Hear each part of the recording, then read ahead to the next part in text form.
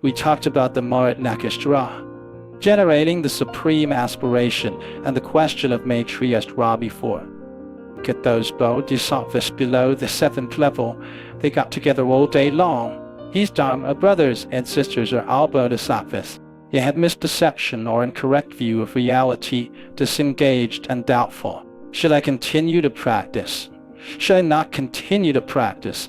Should I make up my mind to practice? If I practice this way, will I attain achievement, or it won't work? He was thinking about these all day long. He's already a bodhisattva.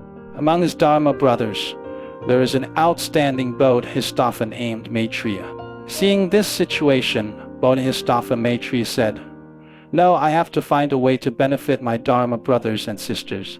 He then went to pray to the Buddha and asked for help. The Buddha observed their causes and conditions. It told them what kind of bad karmas were created in the past.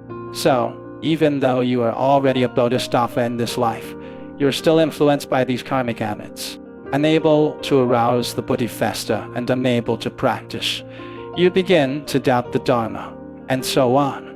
That means you are suffering retribution for a long time. After receiving this retribution, you will still feel the after effects of this retribution. So, some fellow practitioners would say they have stomach issues since childhood. It has been lasting for decades. After coming here to practice Buddhism, they begin to release animals, become vegetarians, and chant the sutra. Because of the reconciliation with karmic creditors, the gastrointestinal condition began to improve. After that, the karmic creditors even appeared in his dream telling him that they wanted to leave him and that they were willing to forgive him. He truly felt that his intestines and stomach are greatly improved, which recovered more than 50.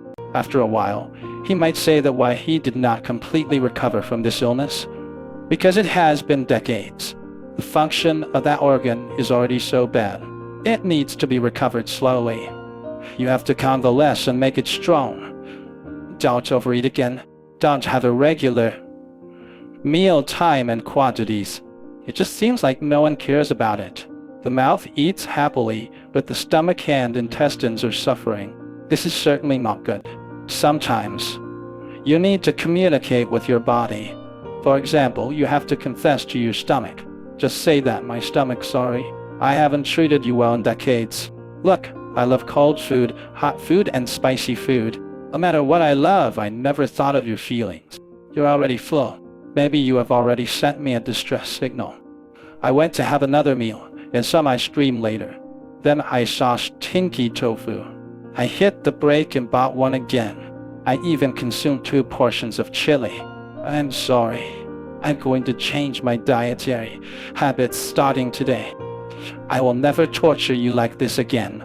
In this way, you communicate with your intestines and stomach. Please accompany me if I live to be 90 years old. Just live these 90 years with me healthily. Okay, I must treat you well. Communicate like this often. Many people have discovered that the functions of their internal organs are getting back to normal and getting better. If you have a headache, shoulder, or knee problem, you have to talk to them and communicate with them. And don't lie to them. Don't say that I will treat you well in the future. After that, overeat again. You can't lie to it like that, right? So there are a lot of people. There is a traditional Chinese physician here. He also told me to do this. He told me the same thing.